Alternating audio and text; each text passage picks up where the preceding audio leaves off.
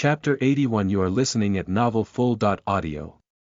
His burning question rang inside her head over and over again, looking to see if she would be truthful to herself and stop him from having his way with her. Unfortunately, as much as she tried to deny it, her body's answer was simply no. She didn't want him to stop, all because her body wanted to feel more of what he could offer her. Hesitantly, Xenia opened her mouth. She was still unsure of what to say, and it was to her detriment as Darius quickly pounced on the opportunity, sealing her lips close with his devious mouth and stopping her from even trying. Right then and there, her lust won her over, all hesitation she had left in her leaving in favor of sating her body's needs. Melting into the kiss, she fought the urge to make even the slightest moan as Darius passionately kissed her. His tongue slid inside her mouth, delving deeper and searching for everything she had to offer. She didn't care, however. He tasted so good, and she wondered if kisses always felt as good as the one she was having. She found herself answering his kiss with the same intensity, playing her tongue against his as she also searched deeper. She didn't know how long their lips stayed connected, but it was long enough that she gasped for breath the moment he released her lips. She even held a silent protest in the form of a gaze, but Darius seemingly read her thoughts as his lips immediately went on kissing the other parts of her face. Her jawline, her cheeks, nothing was spared as he kept up the pace. Going down, he lingered more on her neck, his hot breath taunting her skin as her baser instincts kicked in. Her body was starting to ache, screaming at her to have more. "Tell me, Zen. Do you want me to continue? Or do you want me to stop?" Darius hoarsely whispered once more as he suckled on her neck and licked her collarbones. And upon seeing that she remained quiet, he muttered, "Your silence would mean a yes to me, Zen." She bit her lower lip as what little rationality she had inside her yelled at him to stop. However, she was too consumed by her body's lust that inwardly screamed a yes to his question. At the very least, she still had enough shame in her to not say it out loud. Taking her silence as a yes, his hands started roaming all over her body. Xenia felt a thrilling shudder run through her spine, especially when his hand rested on one of her bosoms, cupping and caressing it gently as she surrendered to his touch. Predictably, she could no longer hold her sweet and suppressed moans as she mewed. His hand took its time in pleasuring both of her mounds, and he made sure to give each of them an ample squeeze and a caress before it went further south. Meanwhile, Xenia was way too lost in her pleasure when his warm palms stroked her abdomen, his intentions being made clear as he moved further south and pulled the hem of her dress upward. Sliding inside her nightgown, Darius touched the sides of her thighs, her eyes widening at the new sensation that was presented to her. For a split second, her sanity returned as she panicked and gently pushed Darius away from her. A wordless stare-down followed. She looked up at him with trembling eyes, but Darius's eyes only went down greedily. Following his gaze, she gulped at what he was planning. She was still wearing her nightgown, so why did she feel like she was already naked under his burning eyes? Before she could even try and compose herself, he held her head in one hand and kissed her passionately, once more disarming any sense of tension and rationality left within her body. His other hand then deftly maneuvered between her legs. By the time she barely managed to recover, it was already too late for her. His intrusive hand had already reached its desired destination. She moaned as he moved his fingers, his digits carefully tracing the inside of her undergarments. Xenia's eyes widened as she flinched at the tingling sensation his actions brought to her body. His playful hand was already touching her most private of parts, and a part of her was still lucid enough for her to turn crimson red. "You're so beautiful. And you're too wet for me already, love," Darius feverishly murmured on the skin of her cheek. His warm breath on her skin never failed to give her this distinct sensation that made her body shiver. He moved his lips against hers, kissing her aggressively as she let him have his way. Relishing the feeling, she gasped and moaned when Darius's finger began caressing her folds. He traced her slippery lower lips, further making her his as her body refused to fight him. Eventually, her back arched as she felt a familiar tension building up within her. "Tell me what you want, Zen," Darius practically ordered her. I don't know," she stuttered out. She wanted him to do more, but she didn't know how to say it. "Do you want to feel good, love? It feels good when I touch you like this, right?" Darius whispered onto her lips, followed by yet another round of licking and suckling as he kept up his attack. She helplessly nodded. Ah. She felt like she was being possessed. Her hips were moving on their own, her core desperately wanting to brush itself against his hand. Seeing her reactions, Darius cursed, followed by letting out a groan of his own. There was no stopping him now, not when she was this defenseless against him. Ah! She gasped in pleasure when she felt something slide inside of her wet entrance. His fingers strummed delicately against her flower, the wet, squelching sounds of her core echoing lewdly in her ears as she blushed even further. The embarrassment she felt was too much, but she still didn't have the energy to deny the pleasurable sensation that made her toes curl. "Ah, love. I will make you cry my name out and ask for more," Darius seductively whispered into her ear. "You're so wet and hot. I can't wait to put my cock inside of you and claim your body as my own." Darius's dirty talking no longer registered in her head. She was too consumed in the pleasure that his finger was giving her. He pumped in and out of her dripping slit. Her shame was in full bloom within her chest. She must be out of her mind because she didn't want him to stop anymore. "Darius," she sobbed in pleasure as Darius sucked one of her hard nipples beneath her thin gown. She was still clothed, but she felt like she was already naked under his touch and kisses. How good must it feel if he was actually sucking and licking on her nipples without the fabric holding him back? Her body arched once more, her mind too lost in the pleasure flooding her sense. She was moaning hard, and her voice sounded strange even to her. Her heart was beating furiously, skipping madly as the intense feeling tortured her very soul. "Just keep feeling it, love," Darius whispered into her ear as he licked and nibbled on her earlobe. Slowly, he began to exert pressure, accelerating his pace as he methodically took her very will to resist him. "Ah," he groaned as if he was in pain, all while she was feeling nothing but total pleasure from his actions. Darius kept sucking on her moans with his mouth as he persistently tormented her. The building heat boiled inside her body, swelling until it was completely beyond her control. She gasped and buckled, and his hand only moved faster and faster as if to respond to her needs. Soon, something bubbled up from below, an invisible barrier being breached as it exploded violently all over her body. Ah! She trembled helplessly, and Darius drew in a violent breath as she trembled.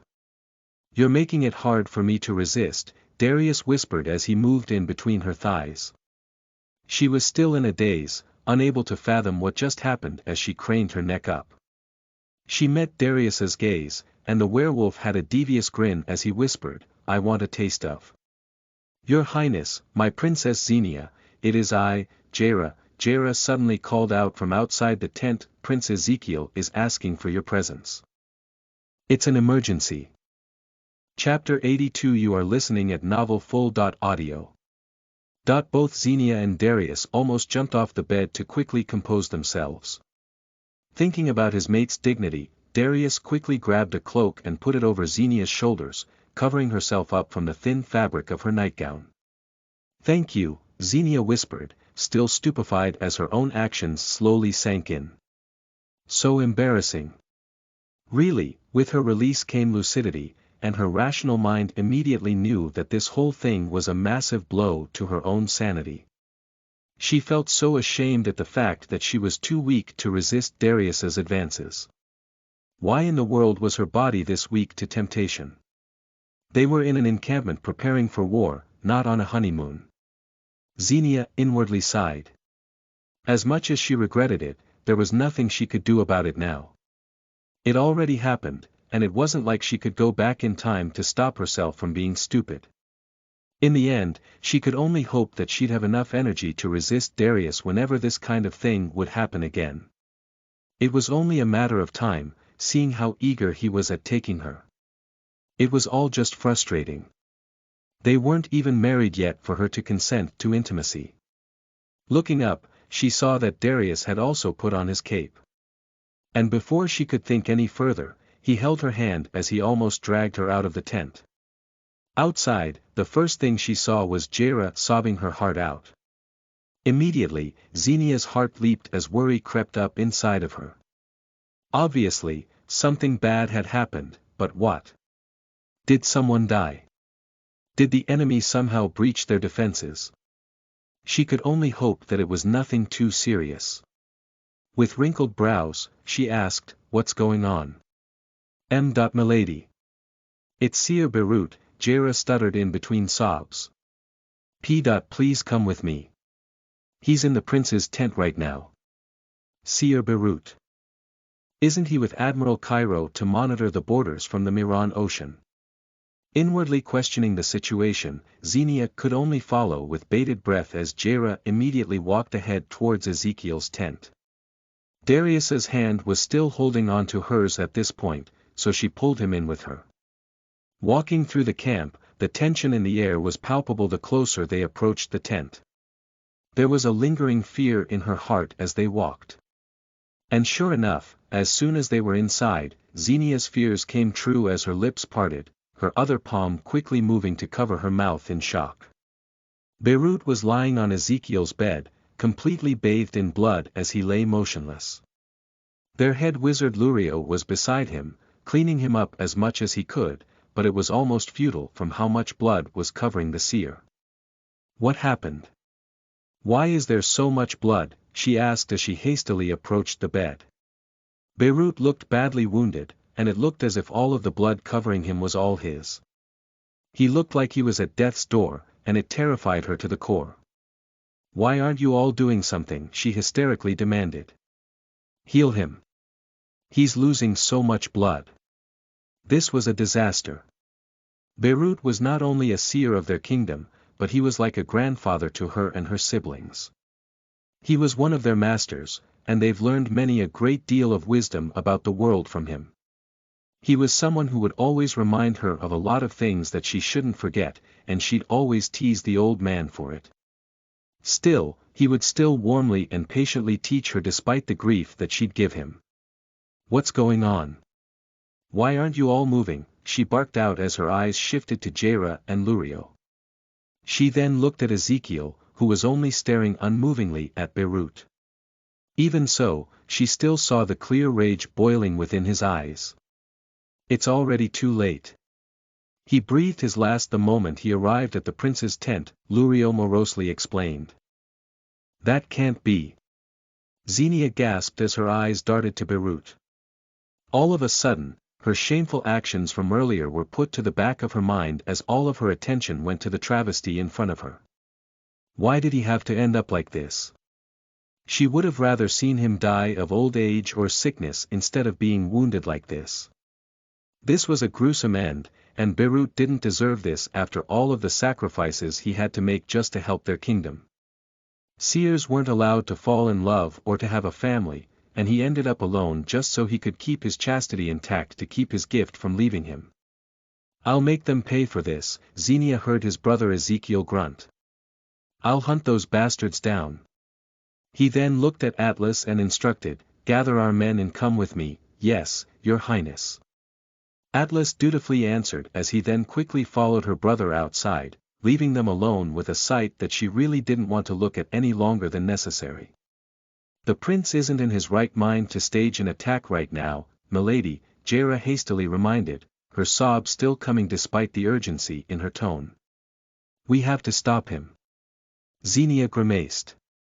Jaira was right. What if the situation turned for the worse and it was a trap all along just to lure her brother in? "I'll go with him." Xenia burst out as she turned to follow Ezekiel. But before she could take another step, she felt Darius's hand on her wrist, stopping her from moving in place as he held her down. "No. You'll be staying here with Jaira to handle the proper burial rites for the body of your seer," Darius spoke with authority. "I'll be the one to go out with your brother and make sure he's safe. I'll do my best to not let him do anything rash enough that'll put his life in danger." Xenia turned to him, her tears finally rolling down her cheek as she stutteringly whispered, Thank you. Darius gave her a solemn look as he gently touched her cheek. Brushing it lightly, he whispered, hang in there. We'll be back soon. Xenia could only watch Darius's retreating back as he left. As his visage disappeared from the tent, she looked at Jaira and asked, what exactly happened? Based on what some of the survivors said, Seer Beirut had left the ship with Commander Marius and his envoy to go back to the castle. It was during their journey that they got ambushed, Jaira explained as best she could through her tears. They weren't prepared for it. The commander was badly injured together with the rest of the survivors that arrived, but Seer Beirut, he was too. Jaira could not continue as she began sobbing again. Seeing her friend break down, Xenia pulled her in for a hug as they both commiserated in one another's grief. They cried their heart out, and it took them a while before they finally managed to gather as much of themselves as they could. Sharing a look, they then left the tent and let Wizard Lurio along with a few of the male servants to clean and prepare Seer Beirut's body for burial. We need to inform father and mother, Xenia weakly declared. Can you please send a message to the castle about this incident? Jaira simply nodded with a teary eye before she left to do her duty. Meanwhile, Xenia could only try her best to keep herself together as she saw many of her people waiting patiently outside the prince's tent. They were all looking at her, waiting for any news about Beirut. Xenia let out a long deep sigh as prepared herself. With a heavy heart, she announced, our seer is gone. There is a time and place to grieve, but now isn't the time for us to let this grievance crumble our resolve. She then took on a darker tone, one showing her disdain as she continued, this only shows how evil our enemies are. We must not let our seer's death be in vain. Tonight, we'll cry for our loss, but we shall stand on our feet again and make Helion pay for their crimes. Hearing the news, everyone present fell on their knees as they gave their utmost respect for the seer who helped their kingdom reach the heights that it was currently at. A seer who dedicated his life to the welfare of every Abodian. Letting go, Xenia wept hard, sharing her grief together with the Abodian army. Chapter 83 You are listening at novelfull.audio. Waking up alone wasn't exactly what Bardas had in mind, but perhaps it was for the best, seeing as he vaguely even remembered what caused it in the first place. Ugh, what happened? Forcing himself up, he took a look around, only to realize that he wasn't in his own tent. In fact, he was lying down on a bed that smelled awfully like Jaira's. Wait. Oh, it was then that the memories of how and why he ended up in Jaira's tent played itself inside his head. He distinctly remembered she leaned into him, her beautiful face hovering so close to his to the point that he was barely keeping himself together. He also remembered a few choice words from her, one that promised him a slow and agonizing death should he ever go back on his words. And then she kissed him. Did it actually happen? Absently, he let his hand hover over his lips, trying to somehow feel the sensation of her lips back onto his as he stared at her belongings. She said she'll give him a chance. A chance to somehow prove himself, his sincerity towards her. He will have to do so then. Still, that was stupid of me, Bardas grunted to himself as he stood up. To think that he had fainted after a mere kiss. It was both hilarious and embarrassing just thinking about it. Surely, Gideon would constantly use the fact to give him grief the moment he learned about it. Yes.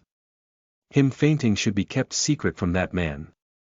Looking around, the fact that he was alone tipped him off that something must have happened. Perhaps she was outside and was simply doing her duties in some other form of capacity. Humph, with a grunt, Bardas left the tent, and hopefully, the embarrassment of fainting along with it would be gone as he stepped outside. Unfortunately, it was at that exact moment that Gideon decided to show up. Based on how he was smiling at him, Bardas could already tell that nothing good would come out of interacting with him now. Bardas. Where have you been? Gideon greeted him with a smile. None of your business, Bardas quickly replied. Oh. Then why did you just come out of Jera's tent then? Gideon teasingly chuckled. Did something happen? Bardas immediately growled, again, none of your business. Hey now, I just want some progress between you two, his companion teased with a smile. Come on. Did you make some headway? Instead of answering and letting Gideon take full control of the conversation, Bardas kept his mouth shut as he looked away. There was no need for him to take all of this abuse, not when there was a better use for his time other than to gossip to his friend about his improving love life. Not gonna budge then, huh, Gideon sighed. Fine then. I'll find out what happened sooner or later. I'd prefer it if you don't, Bardas growled. Ha. You can't stop blabbermouths, unfortunately. Bardas rolled his eyes. Perhaps there was some truth to Gideon's words, but he didn't care. He didn't want him of all people to pry into his hilarious attempts at wooing a human. Not only would it be embarrassing, but the man would also get even more material to tease him with. At that point, he might just kill him for the sake of getting him to shut up. Looking around once more, Bardas noticed something off. The camp seemed to be abuzz with activity, and there were soldiers running around hastily putting on their armor. Were they under attack? Where's Jera? He immediately asked. Why? Just answer the damn question, Bardas growled. Hearing the lack of patience in his tone, Gideon finally replied, last I heard, she was with the princess grieving the loss of their seer. Someone had ambushed the man, and now the camp's in a frenzy trying to keep up with Prince Ezekiel. What? Gideon blinked at him for a second. Oh right. You were probably asleep when it happened, but King Darius told us to keep an eye on Zen while he accompanied the prince on his impending attack. They'll probably ambush them, seeing as it's still night out. I see, Bardas grunted, some of the tension in his body leaving him as the gravity of the situation finally cleared up. I'll assume then that they're burying the body. Yes, Gideon nodded before he smirked. If you're thinking about going to Jera, then now's the time. She'll be really vulnerable this time of. Bardas didn't let Gideon finish his sentence as he quickly made his way to where his mate was. He didn't have any directions as to where the funeral was being held, but it was easy to spot the plume of smoke coming from just outside the encampment. And sure enough, he spotted Jera along with Zen, both of them holding each other for support as they oversaw the burial rites. Keeping his distance, Bardas hesitated moving forward. Did he really want to barge in like this? To take advantage of Jera's moment of weakness right after he told her he wouldn't abuse her? Suddenly, her words repeated itself in his head. The gruesome and graphic way that she threatened him was something that he took to heart. And even as a werewolf, for some reason, he was sure that Jera wasn't joking when she said she'll utterly destroy him to the point where there wouldn't even be a body left to bury. Cautiously, Bardas decided to keep his distance, forcing himself to be content with simply watching his mate from afar as they let out their grief for the fallen. Perhaps there would come a time where he could comfort her in his arms, but surely, now wasn't it? They had barely gotten to know one another, and it was only proper that he respected the funeral rites. After all, despite all his desires, using a funeral as a backdrop for romance was simply in bad taste. Chapter 84. You are listening at novelfull.audio. The night was long. It was already midnight, but instead of resting for the long day ahead, Xenia was far too busy overseeing the burial rites of their fallen seer. Beirut didn't deserve to be buried in a place far away from the castle, but the war had forced their hand, and they had to make do with what they had. Silently, she stood at attention as the head wizard Lurio began the funeral rites. Beirut's body was covered with the finest length of cloth they could spare, and they've done all that they can to properly care for the body. All that was left was for them to properly proceed with the rites, which they had to heavily modify due to being in the middle of a potential battlefield. It was far from ideal, but instead of burying the body as was the standard for any high-ranking member of Ebodia, it was decided that Beirut's body was to be burned and his ashes be brought back to the kingdom after the war. It was the practical decision, but it still left a bad taste in her mouth even as Lurio signed off on the plan himself. Is this really the right thing to do? Xenia asked Jaira, her friend tightly clutching onto her side as they stared at the roaring fire in front of them. It's unfortunate, but we don't have a choice, Jaira morosely replied. Burying a body in a place like this could contribute to diseases that we can't afford to spread throughout the encampment. It also reduces the risk of necromancers desecrating his body. In the end, at least his ashes will be brought back to the kingdom. Xenia could only nod at her friend's words. Still, as she stared at the orange flames consuming their beloved seer to ash, her mind couldn't help but wonder at the storm of events that led her right to this moment. Xenia couldn't help but think if this could all be somehow caused by her selfishness and running away. It was a haunting feeling that would forever stain her soul if that was the case. While some might argue that it was simply destiny dealing her an unfortunate fate, she couldn't help but think that if her disappearance led to a flurry of changes that ended up with Beirut being dead and her still being betrothed anyway, then this all could have been avoided. It could be a cruel twist of fate to mock her, and that wasn't to mention her own traitorous body betraying her in exchange for cheap thrills and sating its lust while others were already wounded and losing their lives from this war. As bad as it was to think about during the funeral of someone that was practically her grandfather, her previous deed with Darius only made the shame and regret in her heart multiply tenfold. As much as she wanted to blame her body for her actions, a part of her still knew that she consciously allowed the king to have her way with her. It was an act so reckless and demeaning for her that she was sure that her parents would never let her live it down. She was raised better than to go to bed with someone she barely even knew, and even willingly at that. Truly, had she no shame as a princess? Hell, did she even value her worth as a woman? This could all be my fault. Tears fell from her eyes as the orange glow of the fires seemed to blur into her surroundings. The grief, the shame, and the utter feeling of being a failure that pooled within her chest all coalesced as the first sobs escaped her lips. Jaira's comforting presence did little to ease the pain of her emotions, a deep pit forming within her stomach as the consequences of her actions all came crashing down on her. The anger, the confusion, and the growing feelings she thought she had for Darius, all somehow paled in comparison to the gnawing despair that threatened to swallow her whole. Xenia. All my fault, 3 words kept repeating inside her head, her heart seizing up in pain as she curled into herself.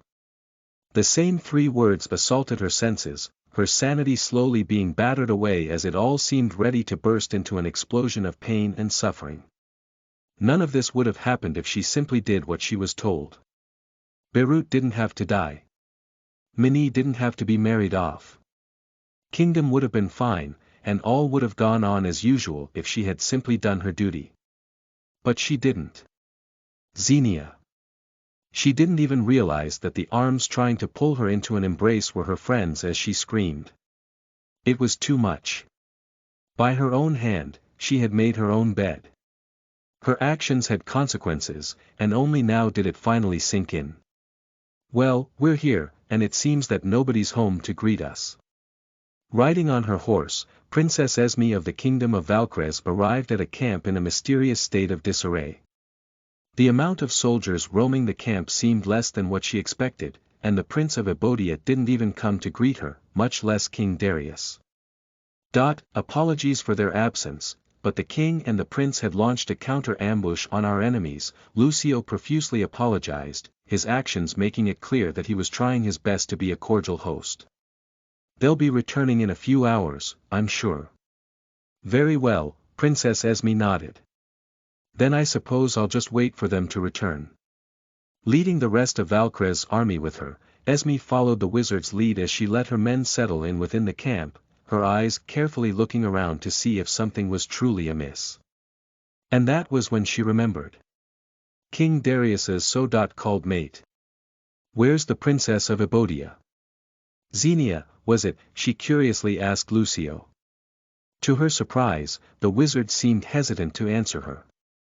She was about to press him when he replied, Princess Xenia is unwell at the moment. On her behalf, I apologize for her absence. What? Chapter 85 You are listening at novelfull.audio. This is the place. Ezekiel looked on from their vantage point as the enemy encampment seemed wholly unaware of their presence.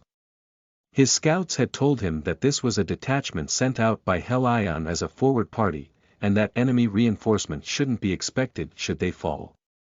It was the perfect target. "Is everyone ready?" the prince called out to Atlas. "By your word, my prince," Atlas replied, the man's tone dripping with readiness as he palmed on his sword. "I'm to assume that we'll spare no witnesses." Ezekiel turned to Darius, the king's question ringing in his ears as he considered his response. Even now, the rage he had in his heart burned hot and righteous, the call for blood and revenge almost threatening to consume him. Even so, he knew that letting his temper get the better of him would only lead to unnecessary deaths. It was only right that he quelled his fury, lest the enemy dealt an even bigger blow than they've already done so. "Dovico, I'd prefer that, yes," Ezekiel responded. "However, the value of capturing this camp's commander cannot be ignored. A few stragglers escaping would also work to demoralize the next wave that might come to reinforce this position. The ravings of a mad survivor could do wonders to the enemy's morale. If they were swift in brutality in their attack, then stories of their strength would start to spread, which could work in demoralizing any future attacks. Or, even if they did try and assault them, their hearts would waver against the stories of their strength and brutality. Of course, that was assuming that even a single survivor would be able to escape." "I see," Darius rubbed his chin in thought. "You mean to utterly destroy them both physically and mentally."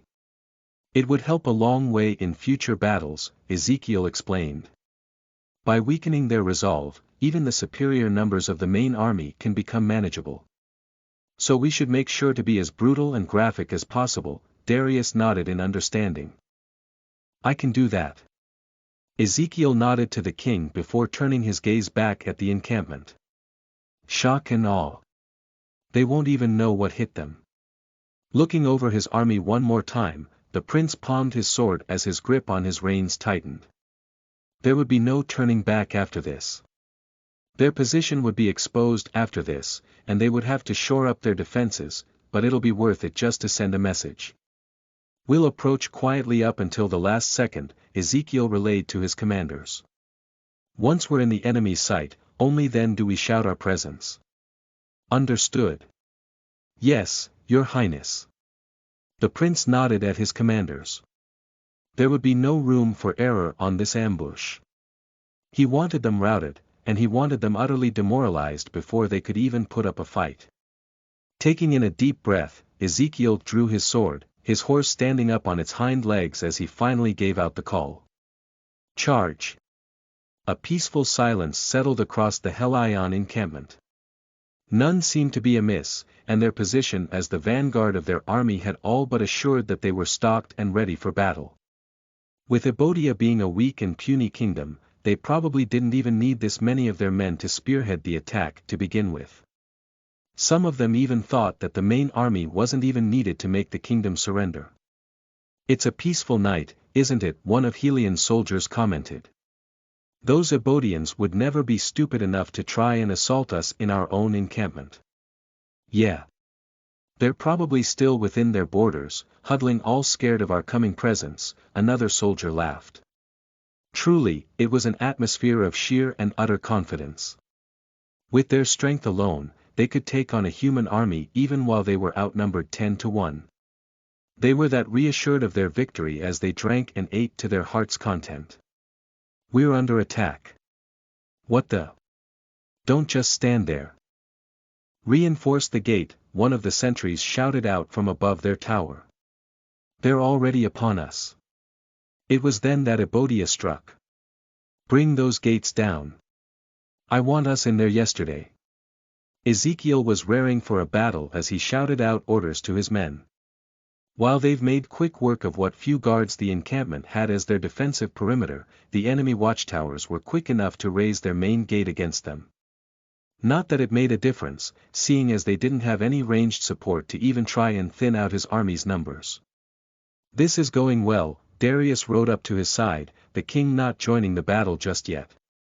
Once those gates come down, all hell will break loose. And that's exactly what I'm counting on, Ezekiel scoffed.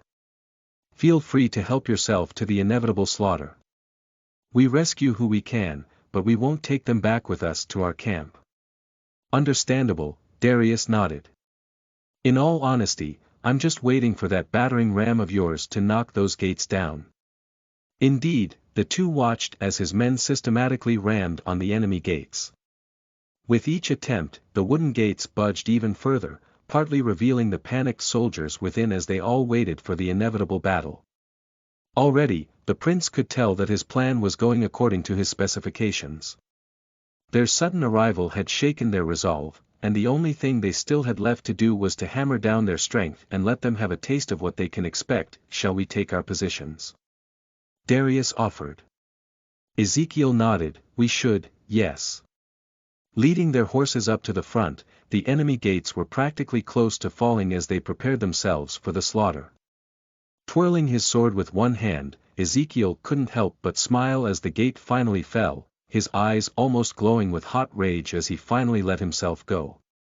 With another deep breath, he shouted out the one word he had been wanting to shout out for the last few hours. Attack. Chapter 86. You are listening at novelfull.audio. The attack was both swift and utterly brutal. Ezekiel swung his sword at every moving soldier he could find, even jumping off his horse in favor of being up close and personal with each kill that he made. Some of his attention was still on his army, however, mentally tallying the general position of his men just to make sure that nobody was left on their own. Secure all the exits. Leave none alive. Shouting out another order, the prince returned to his regularly scheduled program of killing and maiming. With each swing, another bisected body fell to the ground, his strength and rage carrying him to victory the deeper he led his army into the encampment. This is therapeutic, Ezekiel chuckled to himself as he cut down what felt like the 100th enemy soldier he encountered. Who knew that taking out your anger on your enemies would be this much fun? Swinging onto his back, the prince deflected yet another attempt of an enemy soldier stabbing him in the back. Meanwhile, the distant sounds of Darius utterly destroying his own side of the battlefield almost made him feel inadequate with his own kill count. Then again, he was a mere human, and the king was a veritable murder blender of inhuman strength and razor-sharp claws. I guess I just have to keep up. Shaking his head, Ezekiel almost moved ahead when he suddenly sensed a presence coming from his left side. It was yet another soldier, but one that he hadn't taken account of as he had left his flank wide open. Die. The prince quickly raised his sword to defend, but before the soldier could even swing his sword, a massive blur flashed right through him, cutting the poor Helion soldier in half before he fell to the ground in two pieces. You're getting complacent. L.RG looking up, Ezekiel could only chuckle as Darius addressed him. The werewolf king was covered head to toe in blood, but it was obvious from the murderous grin on his face that none of it was the king's. I had it under control, Ezekiel scoffed, flicking the blood off his sword before he casually swung at yet another soldier that stupidly got in front of him. These are small fry. I agree, Darius grunted, his massive hands suddenly grabbing one soldier each before bashing their heads together, killing them instantly. I expected more sport than mere chaff. This looks more like an advance party than a main contingent anyway, Ezekiel pointed out. We'd be lucky to get some valuable intel here. Maybe they'll have a few missives coming from their central command, but not much in terms of the general strategy that they might employ on their own armies. That's still something of value, Darius pointed out. Assuming that this camp's commander hadn't burned them all down. That's a valid point, Ezekiel casually hummed in agreement, completely at ease despite being in the middle of a literal battlefield. I'll be paying the command tent a visit then. Good luck. Leaving Darius to his own session of murder, Ezekiel hacked and slashed his way to the largest tent in the encampment. Casually announcing his presence by hacking away at the tent's entrance. But his jaw dropped the moment he entered. He didn't expect the scene before him. He stood dazed staring at the beautiful woman whose icy blue eyes met his, their cold and winter-like brilliance somehow giving him chills. It also gave contrast to her black hair, her locks flowing as sweetly as a poet's ink and quill. She was shackled and her clothes were ripped off, a sight that pierced straight through his heart as he narrowed his eyes. His dangerous gaze quickly dragged itself towards the naked man not far from her, a cold fury brewing within him as he walked forward. As the prince approached, the naked commander cursed as his eyes quickly darted to his sword. However, it was quite far from his reach, and Ezekiel swiftly moved to pull the woman behind his back before the commander could properly defend himself. With a growl, he ordered the woman, "Hide yourself." "Why don't you?" "What are you?" murmured the commander, who was obviously taken aback by the abrupt intrusion. "We've come to avenge our people," Ezekiel coolly declared, not allowing the commander to even finish his sentence. "You've killed quite a few important men recently, and Ebodia won't stand for that." As if recognizing his words, the commander seemingly took on a smug tone as he taunted, What? You mean those idiots that were retreating back to that puny kingdom of yours? We weren't even trying when I gave out the order to ambush them. What a joke of a... So it was you. Ezekiel shouted out, having pieced together the fact that the man in front of him was the one that gave out the orders that killed Beirut. "You killed Beirut?" I don't even know who that is," the commander shakily mocked. "All I know is that we killed some weak humans who didn't even put up a fight." Ezekiel saw red as he marched towards the cowering commander. Raising his sword, he was just about to bring it down when he stopped just before he made contact. His eyes burned as he leaned forward, venom dripping from his tone as he whispered, "You didn't put up a fight either." "Wah!" With a flick of his wrist, Ezekiel beheaded the commander, watching in satisfaction as it rolled onto his feet. "That's for Beirut, you coward." Flicking the blood off his sword, Ezekiel sheathed his weapon when a telltale silence settled throughout the camp. The fighting was over, and they had easily won. He looked at the woman who met his stare without even a hint of fear. Approaching her, he removed her shackles as he said, "You're free now." He didn't give her a second look as he turned his back. That woman possessed icy blue eyes, the same hue that Beirut had warned him about. Even though she didn't completely match Beirut's description with her black, wavy hair, Ezekiel wouldn't still take the risk. He was given a warning by their former seer, and he would do his best to not ignore it. Stepping outside the tent, Ezekiel was just about to shout out orders when Darius came to him with a few men and women all shackled in chains. "Prince Ezekiel, a few of your men found these captive civilians in the camp's prison," Darius gestured towards them. "I know you said we'll leave them to fend for themselves, but," Darius frowned, and Ezekiel followed his gaze. The werewolf king's eyes had darted towards the woman with icy blue eyes as she just went out of the tent. "She's Tara, a healer. I recognize her from the time that she healed Zen back to health. We should take her in with us as a token of my gratitude." "Is that so?" Ezekiel hummed. "Very well. She may come with us, but you will have to be responsible for her safety. Our supplies are limited as it is, and it'll... But your highness, it'd be too dangerous to leave them here alone." Ezekiel raised an eyebrow at being interrupted. Recognizing Atlas's voice, the prince turned to address him. But there might be spies in their midst." "But they're all human, your highness." "Surely that's more than enough proof that they won't make a move against us," Atlas argued. "Besides, they'll die if we leave them alone out here in the wilderness." Ezekiel sighed as he weighed his options. Clicking his tongue, he let out a sigh as he came to a decision. "You have a point, Atlas," the prince nodded. "We shall take the captive humans with us, but as Darius is responsible for this healer he found, you will be responsible for the welfare of these people." "Oh, of course, your highness." Ezekiel nodded as he then took one last look at the enemy encampment. Seeing a job well done, he barked out, "Good job, men. Once you've all looted and stripped this camp for any valuables, let's return back to camp. Chapter 87. You are listening at novelfull.audio. At the Kingdom of Cordon.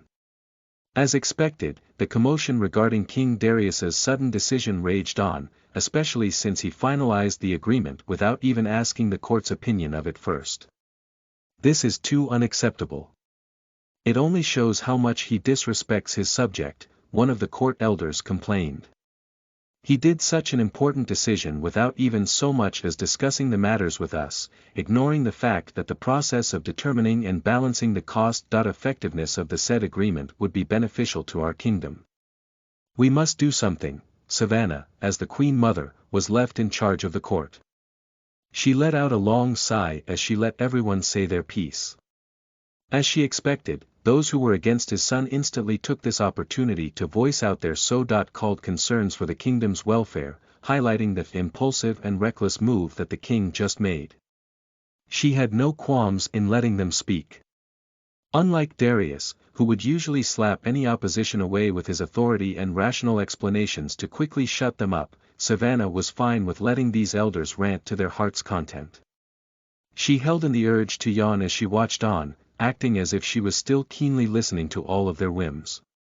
It would all work out fine in the end anyway. She trusted her son, and she knew very well that Darius had a valid reason for every single decision he might make. Although, she must admit that there was this unsettling feeling still lingering within her heart the more she thought about her son's situation. It was the fact that Darius had found his mate among humans. It was, simply unexpected. We must wait for our king to explain himself. I'm sure he has his reasons. Another elder, going by the name of Handy, tried placating the court. Besides, I'm sure some of you have already experienced the mate pull before, and I'm sure that you all can relate to our king's sentiments about this matter. Experiencing the mate pull and meeting the Almighty's destined mate for you is a blessing. It only shows how our Almighty is giving his blessing to our ruler by granting him this kind of privilege, he sagely explained. Not all of our kind has had the luxury to undergo such an experience. This is a good sign, regardless of whether or not his mate is the same kind as us. The Queen Mother looked on at the one who just spoke up. Elder Handy, who had been a very supportive father figure to Darius ever since he was born, had just presented his case. Savannah could only let out a sigh of relief at the sight. Ah! She was glad that Darius still had many supporters despite his unorthodox way of ruling. She couldn't help but be proud of him, seeing that he was doing a great job regardless of his ways. Blinking back her attention to the court, another sigh came out of her lips as she pondered. Elder Handy had a point. Indeed, not all werewolves were blessed to experience the mate pull, or at least find even their respective mates. For instance, she and her deceased husband, the former King Lucian, were not destined mates at all. She was simply lucky to be born into a high-ranking family befitting enough to marry the king who fell in love with her. Their relationship was well accepted in the court, with her being the daughter of the Duke and being a full-blooded werewolf on top of that. However, Darius's mate was a human. She didn't know what to feel since she herself hadn't experienced having the mate pull, but she was aware of how others had described the feeling. From what she heard, it was a feeling so strong that some who had lost their mate also died of grief and pain. However, such cases were on a case-by-case basis, and not every werewolf was like that. Thinking about all this, these officers of the state before her would definitely accept a human as their queen. Oh, Darius! What are you planning to do? Savannah thought while her eyes darted towards Clara's direction. Things would have been so much easier if Darius had just chosen Clara as his queen. The debate raged on in the great hall for a few more minutes before it was soon interrupted by Leon's arrival.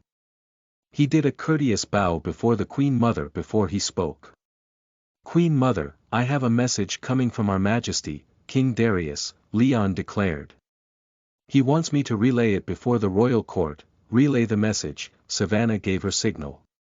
Getting the signal, Leon gulped as he turned around to face the royal court and started, "King Darius, can already picture the non-stop debate about my decision in marrying the Princess of Ebodia. My mate, to be specific. Please know that this decision was not made solely for my own desire to have my mate. I will, however, not hide the fact that the main reason that this decision was made was because of the fact that I did want my mate as my own. Leon paused, stopping himself from laughing at his king's roundabout words. It wasn't known to them, but their king always seemed to have a way to annoy the council, especially those who were constantly against him. Ah, how he wished he could send the exact expressions of those specific elders that were against their king. Gideon would probably be more than happy to make fun of them if he was here. Continue, Queen Mother reminded him. Hearing his cue, Leon cleared his throat, looking at the other knights and giving them the signal. At the messenger's behest, 2 knights rolled open the map, and Leon pointed his finger to Ebodia's location. As you can see, the kingdom of Ebodia is the only path Helion can take to march their way towards our kingdom. That is, of course, apart from using the Miran Ocean as another route, Leon enumerated. For obvious reasons, the Miran Ocean won't be an advantageous platform to stage an assault if they want to siege the kingdom. I'm sure I don't need to explain further why. If it's not clear, you all can simply ask both our Admiral Osman and our Constable Helas for further. You're still unclear about the details. The court remained silent, so Leon continued. As I was saying, they want to conquer Ebodia and secure its position simply because it's a good staging ground for them to attack our kingdom. Helion's main target is Cordon and Valkrez, but since Valkrez had the Miran Ocean as its natural borders, it won't be easy to attack it first, Leon carefully pointed out, encircling the aforementioned territories with his finger. They need all the resources they can get before going on an all-out war with us, and Ebodia will provide it for them once they conquer their lands. He then posed a question, so tell me now, my very hard-working peers. What do you think will happen once Helion succeeds in conquering Ebodia? They'd be diverting all of their wizards and mages into black magic by then. Are you confident that our kingdom would win that war? The court, once again, fell silent as Leon posed the hypothetical situation from their king. Seeing as none dared to question their king's message, he continued. As much as I hate to say this, I'm sure all of us will agree on one thing, and that is the fact that the answer is simply no. We are not confident about our victory at this point with how fast the army of Helion is growing every day, Leon sagely nodded. As such, we need Ebodia just as much as they need us. So please, stop debating about the matter of my marriage and focus on what's important, strengthening our kingdom and unifying our goals and making sure that Cordon will not end up like the other kingdoms in the lands of Helion. We can't simply be another fallen kingdom under their boot. Chapter 88. You are listening at novelfull.audio. At the Ebodian encampment. How's the princess? Bardas asked Jaira when the latter stood up from her side of the bed after checking on the princess. Princess Xenia had lost consciousness during the burial rites, and by virtue of being the closest at the scene, he was the one who carried her and put her on the bed. Jaira looked at him and Gideon. She let out a sigh before she said, "She's just in shock."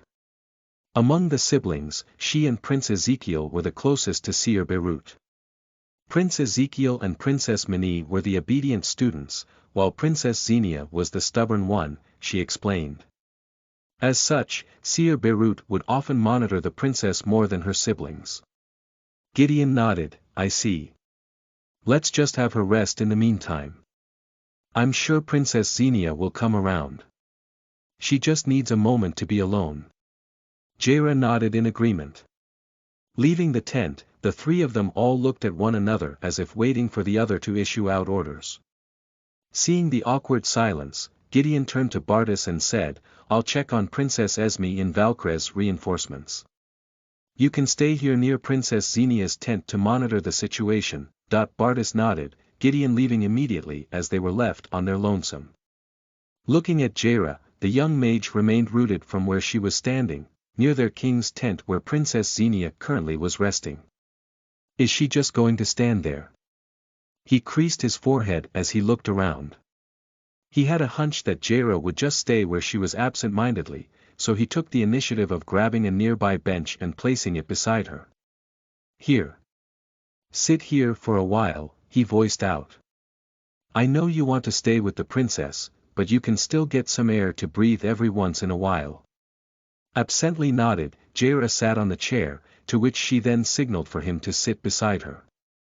Taking the offer, both of them sat in silence as they stared at the tent where Princess Xenia was currently unconscious. "Knowing her for long enough, I could tell that she's really blaming herself for Beirut's death," Jaira absently commented. "Why do you say so?" Bardas curiously asked. "The last words I heard from her before she passed out was she saying that it was all her fault," Jaira replied with a loud sigh. "From there, it's already obvious what she's feeling." Bardas raised an eyebrow as he asked, "But how can it be her fault? Death is inevitable in war." "She's probably blaming it all on her running away," Jaira postulated. "Her destiny was to marry the Vampire King, but she ran away instead of facing what was ordained for her to do as a princess." She sighed. "I can understand her, of course. She has a lot of regrets, and one of them was probably about her not being an obedient student of Seer Beirut. More often than not, she would always counter Seer Beirut's words about the future." Uninterrupted, Jaira recounted with a wistful tone, "The two of them would always have these contrasting ideas, but that didn't stop Seer Beirut from looking after her more. The two of them formed a good rapport because of that, and Princess Xenia looked up to him more as her grandfather than as her master." Bardas hummed in seeming understanding. It was all unneeded knowledge, but the context was appreciated. "War will still happen even if she didn't run away," he commented. "You're right, but there could have been a chance that Beirut would have stayed in the castle to witness her wedding instead of going out into the border if she was there," Jaira countered. Princess Xenia knew that as well. Beirut had promised her that he would be the wedding officiant at her wedding, and that would have probably prevented his death from ever happening. Then I hoped that Princess Xenia wouldn't blame herself too hard," Bardas shared his advice. "You should remind her that your late seer wouldn't want her to constantly be blaming herself like this." Hearing his words, Jaira gave him a beautiful smile when she turned her head to look at him. And of course, she had caught him staring again because he was looking at her side profile. How could he not, after all? His mate was very stunning under the moonlight. Who cares if she was a human? He was attracted to her. She wasn't even someone that was too complicated like he initially thought. In fact, he was even lucky because Jaira was a very open-minded person. "Thank you," Jaira whispered. "For what?" Bardas asked, not breathing in properly due to her dazzling smile. "For this," Jaira reiterated. "Talking to me like this somehow comforted me." "Thank you." Bardas simply nodded, even almost cracking a faint smile as he turned away. He was glad that he somehow helped. He was honestly in a dilemma on how he could comfort his mate at times like this. He simply did not know how, nor did he have the disposition for delicate things like this. For a while, they stayed like that, simply sitting beside one another as they stared at both thoughts about their own problems. After a while, however, he froze when Jaira suddenly rested her head on his broad shoulder. She was looking up at the night sky, a dark sight that would soon be replaced as the sun rose just a few hours from now. "You need to rest," he suggested, knowing how frail human bodies were compared to his kind. He was okay with going a few days without rest and sleep, but a human's body would surely fall if they lacked enough sleep, especially so for Jaira who sometimes used her own inner energy to heal the sick and wounded. "I'm fine. I'm not that sleepy yet," Jaira smiled. "Let's just stay here like this.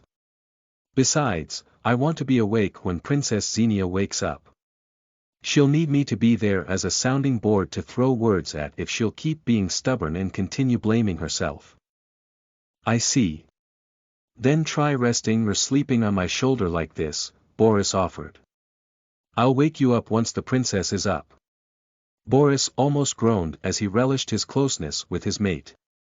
"Ah, How could he just shamelessly suggest that when he was already uncomfortable from all of the heat he was feeling coming from Jera's closeness like this? He inwardly growled as he blamed the inner wolf inside of him. Why did werewolves' inner wolves often unleash their strong carnal desires for their mates at the worst possible times? It was torture, especially if their mate was a human who wouldn't even understand their torment. In that brief moment in time, Bardas could somehow relate to their king's plight. He wondered how their king could even control himself like that with his mate constantly around him. What a feat, it went doubly so, seeing as Princess Xenia was still unmarked and unclaimed. They would know since they'd smell their king's scent on her once she was claimed, and that was on top of the mark that'll be on her once she was, well, marked. And yet, apparently, the princess was neither claimed nor marked by their king even now. That's so thoughtful of you, Bardas, Jera thankfully whispered. Again, thank you. A bout of silence settled between them before Jera spoke once more. Tell me, Bardas. Why did you pass out when I kissed you? Bardas stopped breathing. It was a question he was far from ready to answer. For the first time in his life, he wanted to bore a hole in the ground and just hide there. Jera chuckled when he didn't respond. Feel free to tell me once you're ready then, she murmured before she closed her eyes, drifting off into a deep sleep in Bardas's warm presence. A/N, keep voting on golden tickets and power stones guys. I will release 5 chapters instead of 2 every time we reach 100s on golden tickets and 1000s on power stones. Another extra bonus chapter/S2 for every super gift the book will have. Thank you so much for the support and love.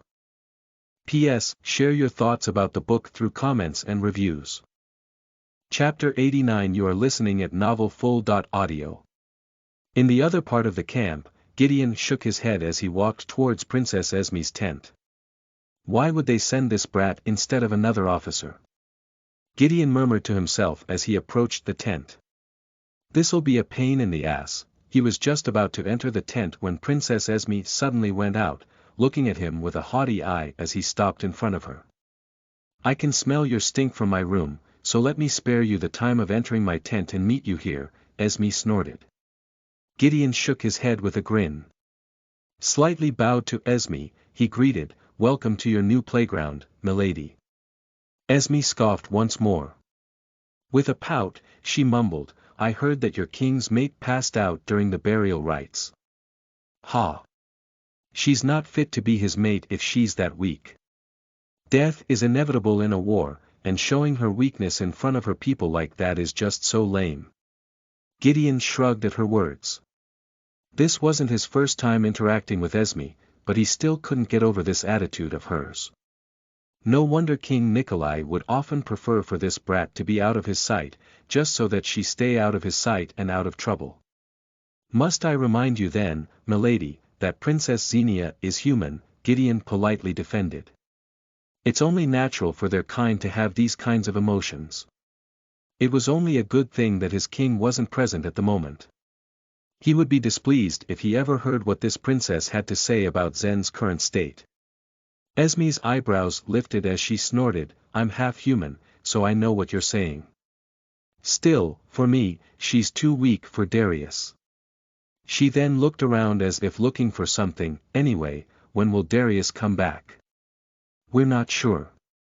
There's no news yet, but I'm sure they'll be back soon, Gideon answered with a smile. In the meantime, why don't you rest for a while, milady?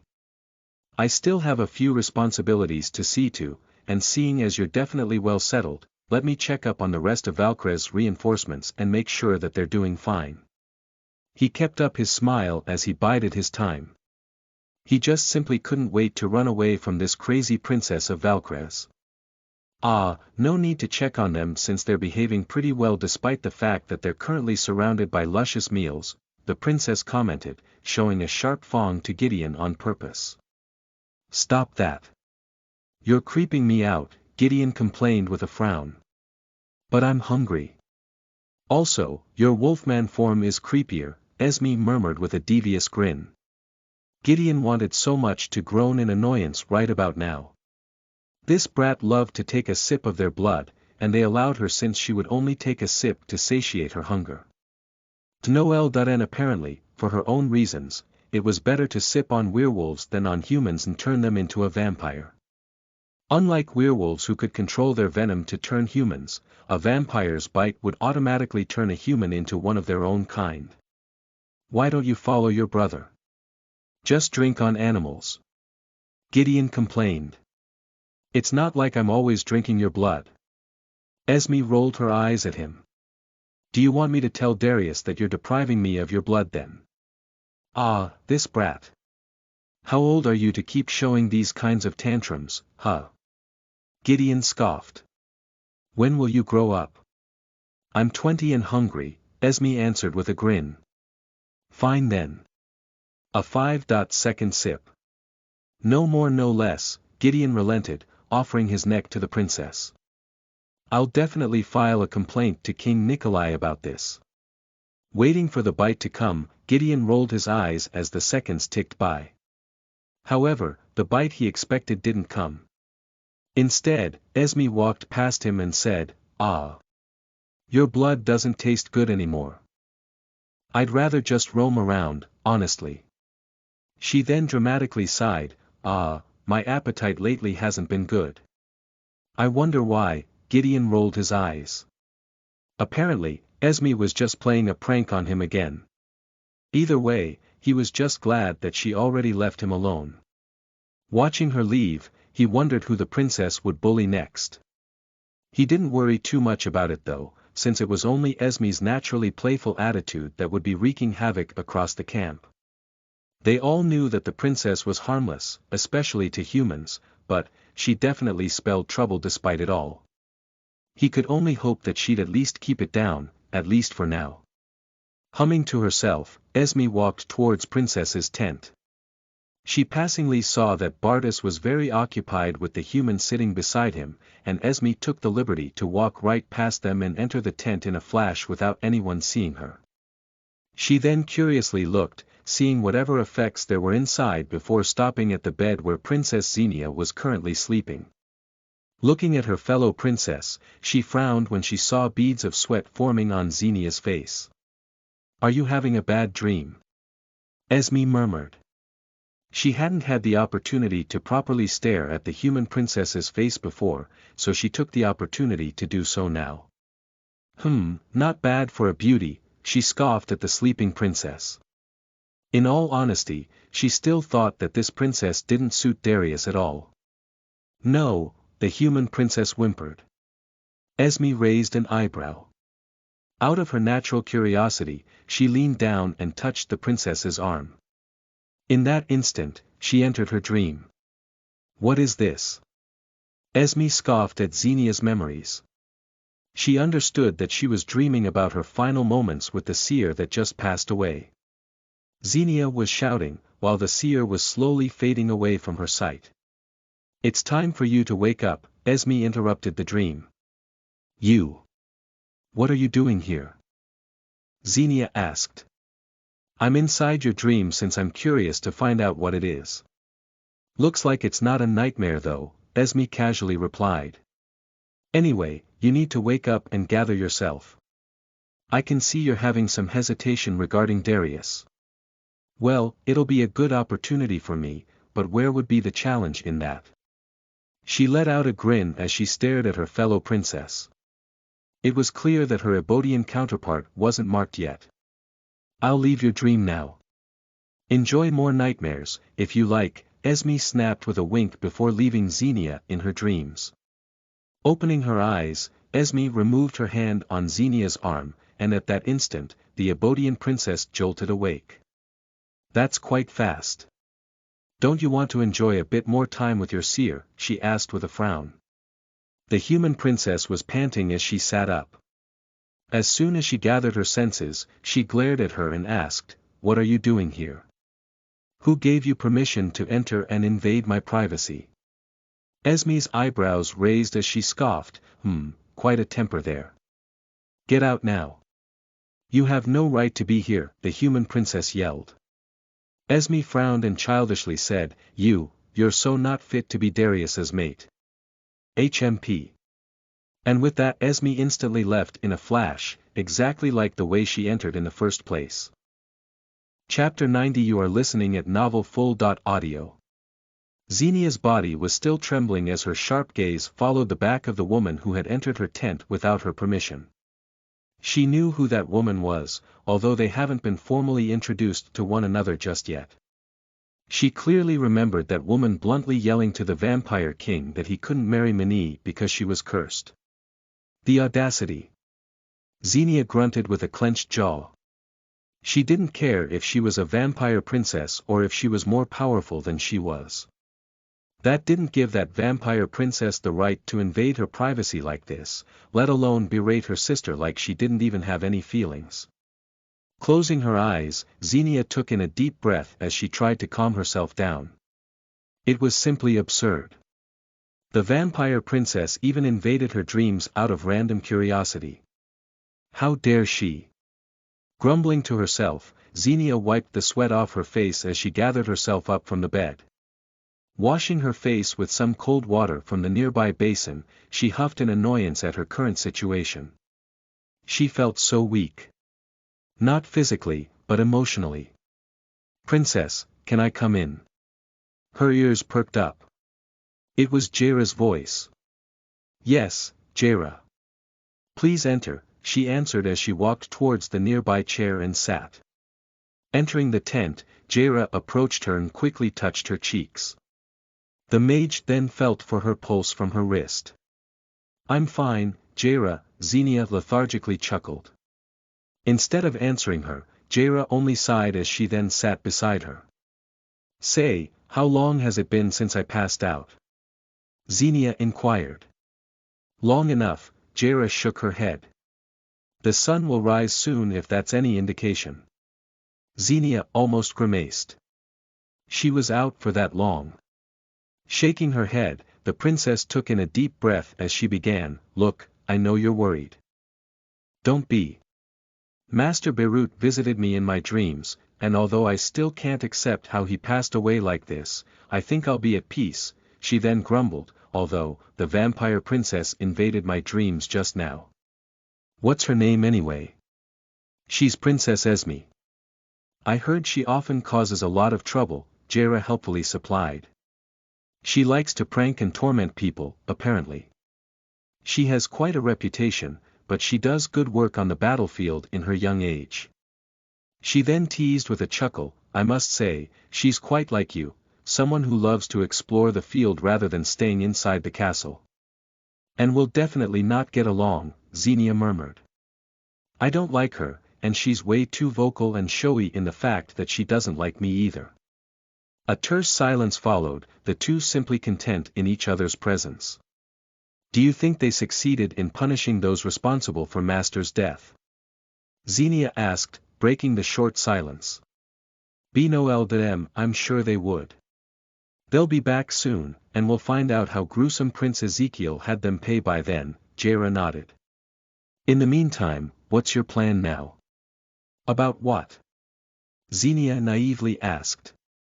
"You know what I'm talking about, Xenia," Jaira voiced out her concerns. "Before you passed out, you're blaming yourself and all that. I'm worried."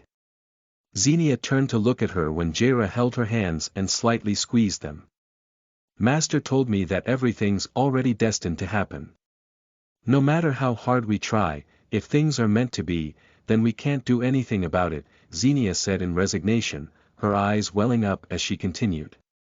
"He emphasized that life is short, and he told me to live without regrets. Heh. I can't believe that even in dreams, I can still see and hear his constant sermons." Seeing her friend tearing up, Jaira pulled her into her arms and said, "It's all right. Let's cry our hearts out, seeing as we just lost someone important in our life." She weakly chuckled, "Seer Beirut is right. Life is short, so we shouldn't live with too many regrets. Let's stay focused and gather our strength not just physically, but emotionally as well." Xenia sobbed. She didn't know how long, but she was sure that it took the two of them a while before they finally calmed down and wiped their tears dry. Every Abodian will be devastated once they hear of Master Beirut's passing in the kingdom, Xenia whispered. Jaira simply nodded. She couldn't agree to her friend's words even more. Another terse silence followed, which Xenia broke as she said, Jaira, I'll be staying in another tent prepared by my brother. Are you sure about that? Jaira asked. Xenia nodded. She needed some space right now, and she felt like it wouldn't do her good to be staying with Darius in the same tent after everything that had happened. All right. I'll ask the servants to have it prepared, Jaira nodded, leaving Xenia alone to her own devices. There was nothing to do except to wait. And wait, she shall. Time passed, and Xenia went out of Darius's tent as soon Jaira told her that her tent was ready. She wasn't sure how the king would react once he returned, but she could only hope that he'd respect her wishes for now. After all, she had no intentions of running away. She just needed a bit of space to call her own at the moment. A lot of things were going inside her mind, and she was having mixed emotions with everything that was happening in her life. As soon as she was situated in her new tent, she asked Jaira to stay with her for a while. There was a moment of silence after that, which Xenia then promptly broke as she asked, do you think I'll be accepted at Corden? I'm not a werewolf, and I don't want to become one as well. I'm curious to know what my future will be like there. Jaira sighed deeply, I'm supposed to brief you about it, actually. King Stefan had a message for you, and maybe now's the right time to get that out of the way while keeping us occupied. After all, talking like this is better for the heart as opposed to us crying too much. Xenia had a faint smile as she nodded. Fair enough. Jaira cleared her throat as she began, right. King Stefan said that you might experience some opposition from the court since you're a human and that they will surely won't allow you to be their queen. However, the kingdom of Corden has a law regarding that matter, especially when the current king chooses another being not of their kind. She sagely continued, King Stefan wanted you to know every detail that can help you in your new life. Although, it's still up to you whether to do it or not. The decision will be on whether you intend to be Darius's only wife and queen or not is still yours. I see. So I don't want to be queen, what happens? Then you'll be just a lady consort. They'll honor and respect you as his wife and mate, but the king has to get another wife as his queen, Jaira answered. Xenia didn't respond as she let Jaira continue. Apparently, you need to pass the 5 trials to become queen. Only then will you gain acknowledgement not just from the court, but from every Cordonian that might witness your efforts. However, it won't be easy, and no one in the history of Corden has passed those trials. She shook her head, I've heard that many had died trying to pass the 4th trial since it's brutal and deadly. It's survival of the fittest, and you will have to fight female werewolves vying for the throne. King Stefan is quite confident that you can do it though, seeing as you have angel blood in your veins.